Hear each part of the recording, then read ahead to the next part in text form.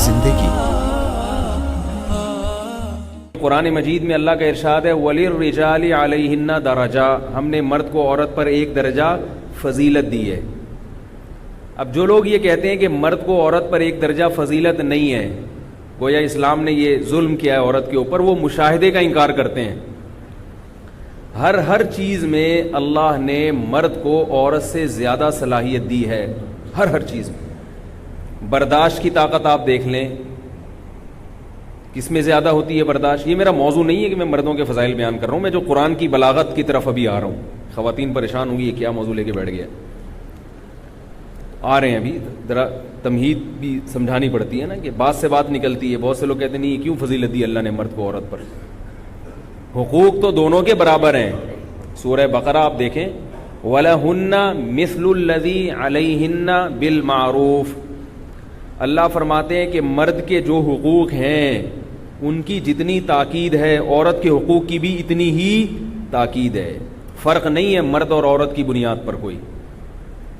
مثال کے طور پر آپ عورت کا پیسہ کھا جائیں یہ سوچ کے کہ یہ چونکہ عورت ہے اور مجھے اللہ نے فضیلت دی ہے، اس کی اجازت نہیں ہے۔ اللہ فرماتے ہیں جتنا تمہارا پیسہ کوئی کھائے گناہ ہے نا، تم اگر عورت کا پیسہ کھاؤ گے وہ بھی ایسا ہی ہے، بلکہ وہ زیادہ گناہ ہے، کیونکہ اللہ نے عورت کا مال کھانے سے قرآن میں الگ سے منع کیا ہے۔ بھئی ویسے بھی اللہ نے منع کیا کہ ایک دوسرے کا مال ناحق مت کھاؤ، لیکن عورت کے بارے میں اللہ نے الگ سے فرمایا لا یحل لکم ان ترثوا النساء کرہا، عورت کے مال کے زبردستی والے وارث بن جاؤ یہ تمہارے لیے حلال، بولو بھائی نہیں۔ تو حقوق میں برابر ہے۔ حقوق میں برابر کا مطلب کہ بھئی جو ذمہ داریاں اس کی ہیں وہ اس نے پوری کرنی ہے، اور جو اس کی ہے وہ اس نے پوری کرنی ہے۔ نہیں کرے گا یہ نہیں کہہ سکتا میں چونکہ مرد ہوں لہذا میں اپنی ذمہ داریاں تھوڑی کم پوری کروں گا، بیگم تم پوری ذمہ داریاں کو، ایسا کریں گے تو کوئی بھی نہیں آئے گا۔ آئی بات سمجھ میں؟ تو ایسا نہیں ہے۔ لیکن اللہ نے ساتھ ساتھ کیا فرمایا کہ فضیلت ہم نے کس کو دی؟ مرد کو۔ فضیلت کس اعتبار سے کہ رائے کس کی چلے گی، یعنی حاکم کون بنے گا، گھر کا سربراہ کون بنے گا؟ مرد بنے گا۔ ملک کا سربراہ کون بنے گا؟ مرد بنے گا۔ ملک کا سربراہ بھی شریعت میں عورت کو بننے کی اجازت نہیں، اور گھر کا سربراہ بننے کی بھی عورت کو اجازت نہیں ہے، سربراہ مرد ہوگا ہمیشہ۔ تو اب یہاں پر مسئلہ یہ ہے کہ اسی وجہ سے اللہ نے مرد کو پہلے بنایا، یہ بھی آپ دیکھیں پہلے کون بنائے؟ آدم علیہ السلام، اور پھر حضرت حوا۔ اور اللہ نے اور مزید مرد کی فضیلت کو ثابت کرنے کے لیے کہ حضرت حوا کو الگ مٹی سے نہیں بنایا۔ بھائی دیکھو ایسے بھی تو ہو سکتا تھا کہ ادھر آدم علیہ السلام کا پتلا بنایا جاتا، اس میں جان ڈالی جاتی، ادھر اماں حوا کا پتلا بنایا جاتا، اس میں جان ڈالی جاتی، دونوں کی شادی ہو جاتی، اور یہ ڈھیر سارے یہ جو ہم لوگ بیٹھے ہوئے ہیں یہ پیدا ہو جاتے۔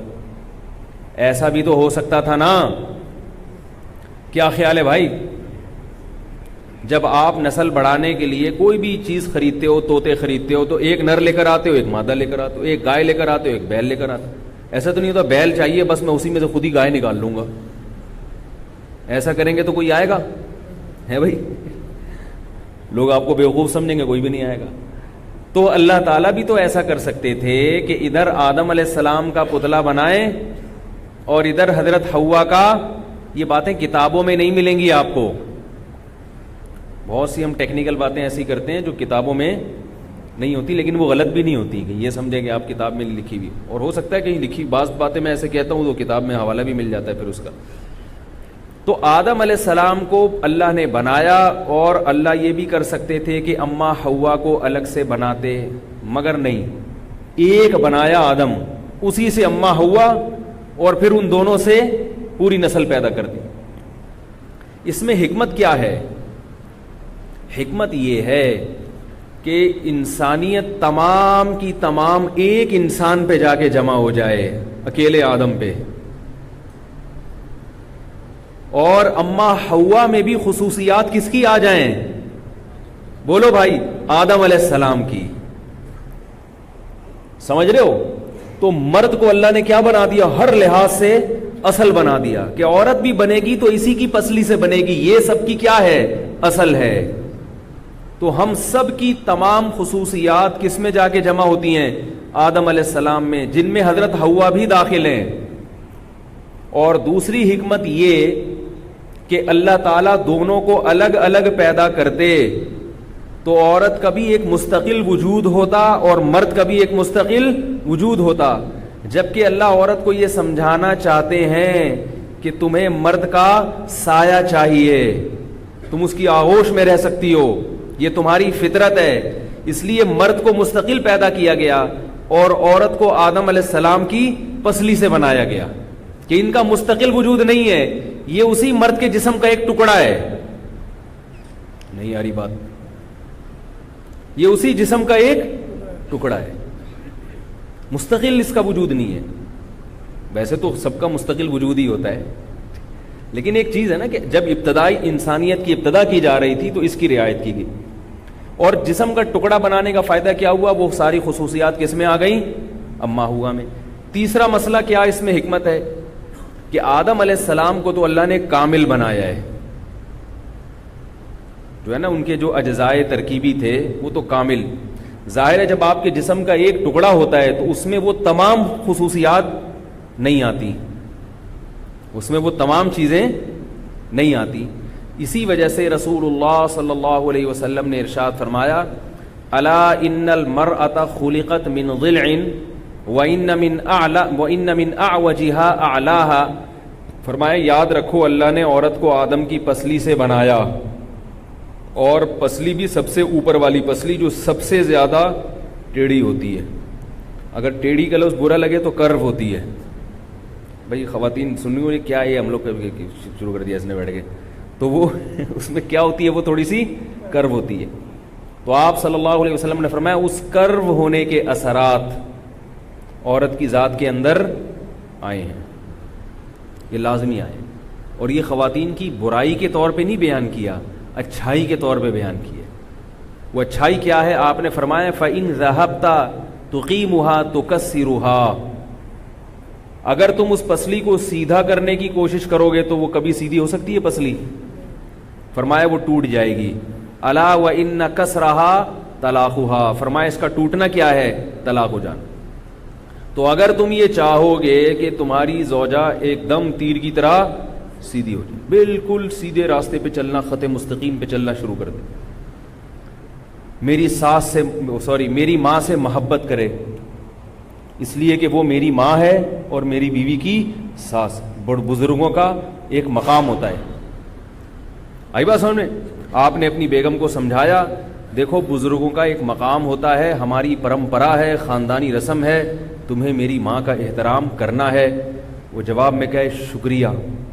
یعنی ہر آدمی یہ چاہتا ہے کہ میں جب بیوی کو نصیحت کروں تو ایسا اچھا سا جواب ملے. کہے شکریہ، آپ نے مجھے بتا دیا کہ میں آپ کی والدہ کا اکرام کروں، شریعت کے حقوق بتا دیے، اگر نہیں بتاتے تو خدا نخواستہ میں جہنم میں چلی جاتی. آپ میرے سرتاج ہیں، آپ کا بہت بہت شکریہ. بہنوں کے کیا حقوق ہیں وہ بھی بتا دیں. آئی بات سمجھنے؟ یعنی ہر آدمی کی چاہت یہ ہوتی ہے کہ بیگم کس طرح کی ہو. ابے بھائی ہوتی ہے کہ نہیں ہوتی؟ کہ بھائی اب وہ اگلا سوال خود پوچھے کہ میری نندوں کے کیا حقوق ہیں، یعنی جو آپ کی جو بہنیں ان سے میں نے کیسا سلوک کرنا ہے. یہ پہلی رات میں باتیں ہو رہی ہیں، ان سے میں نے کیسا سلوک کرنا ہے یہ بھی مجھے بتا دیں. اب آپ اس کو بتا رہے ہیں کہ بھائی دیکھو جب وہ گھر میں آئیں تم ان سے پانی کا پوچھو، چائے کا پوچھو، جتنی دیر وہ بیٹھی رہیں ان کے سامنے ہاتھ باندھ کے ادب احترام کے ساتھ بیٹھو. کہ اصل تو اس گھر کی وہ تھی، وہ تو بیچاری رخصت ہو کے چلی گئی. تو اب تو جب یہ چیز ملتی نہیں ہے آپ نے اپنی ماں کے حقوق بیان کیے تو آگے سے کھرا سا جواب، ہاں صرف ساس ہی کے حقوق ہیں، ساس پر تو بہو کے کوئی ہے ہی نہیں. جواب یہ ملتا ہے بھائی آپ نے کہا میری بہنیں جب گھر آیا کریں تو تمیز سے بات کیا کرو. پہلے ان کو تو تمیز سکھاؤ. یہی جواب ہو نا، پہلے ان کو تو بولو تمیز سے بات کریں، مجھے تمیز بعد میں سکھانا. یہ جو ہے نا ہم نے یہ گنتی ہمیں پڑھانے کی ضرورت نہیں ہے، پھڈا اسٹارٹ وہیں سے. تو اب ہر آدمی کی خواہش کیا ہوتی ہے کہ وہ خود سیدھا ہو یا نہ ہو. یہ بھی ایک عجیب مصیبت ہے، خود بھی یا تو پورا سیدھا چل رہا ہو نا ہر چیز، خود صراط مستقیم پر ہو یا نہ ہو، وہ چاہتا ہے کہ بیوی کیسی ہو، بالکل فٹ فاٹ. ہر چیز میں ایک دم اوکے کی رپورٹ ہو. تو ایسا کریں گے تو بھائی کوئی بھی نہیں آئے گا. یہ ایک ٹرک کے پیچھے لکھا ہوا تھا ایسا کرو گے تو کون آئے گا, تو اس کا مطلب کیا ہے, مطلب اچھا لگا ہم کو یہ. تو اسی وجہ سے نبی نے فرمایا کہ نہیں, فرمایا کہ فَإِنِ اسْتَمْتَعْتَ بِهَا, اگر تم اس سے فائدہ اٹھانا چاہتے ہو تو استمتعتها وفيها عوج, اسی ٹیڑھے پن کے ہوتے ہوئے اس سے فائدہ اٹھاؤ, اس کی خامیوں کے ہوتے ہوئے اس سے فائدہ اٹھاؤ, کیونکہ زندگی مسافر خانہ ہے, سارے مزے دنیا میں نہیں ملتے. فرمایا اگر اس کو مکمل سیدھا کرنے کی کوشش کی تو طلاق ہوگی, اس کے علاوہ کچھ بھی نہیں ہوگا. اور یہ بھی نبی صلی اللہ علیہ وسلم نے فرمایا یغلبن الکریم ولا یغلب علیہن الا اللئیم, عزت دار آدمی, شریف آدمی بیوی سے تھوڑا سا دبا رہتا ہے. بہت اہم بات ہے, اس کو سن لیں. عزت دار آدمی, اس کی بیوی اس پر بولو بھائی حاوی رہتی ہے کچھ نہ کچھ. ولا یغلب علیہن الا اللئیم, اور عورت پہ پورا کنٹرول سوائے کمینے آدمی کے کسی کا نہیں ہوتا. کیسے عجیب الفاظ, صحیح حدیث ہے. کیوں؟ مکمل قابو میں پانے کے لیے آپ کو بہت زیادہ بد اخلاق بننا پڑے گا. بھائی بیوی پہ آپ کا مکمل کنٹرول ہو جائے نا, ایک دم ریموٹ کنٹرول کی طرح, آپ اس کو بھائی امی کو سلام کرو, السلام علیکم, بہن کی خدمت کرو, جی چائے پیش کرو, جا رہی ہوں. یہ تو ریموٹ کنٹرول والا حساب ہو گیا نا. اس کا مطلب ہے آپ اتنے چنگیز خان کی اولاد میں ہو آپ, کیونکہ آپ نے اس کو سیدھا کیا ہے تو بہت کچھ آپ نے اس کا توڑا پھوڑا ہوگا آپ نے اس کو. تو یہ کمینہ پن اس لیے ہے کہ کمزور پر اتنا روب جھاڑنا کہ وہ بالکل آپ کے تابع ہو جائے, یہ مرد کی مردانگی اور غیرت کے خلاف ہے.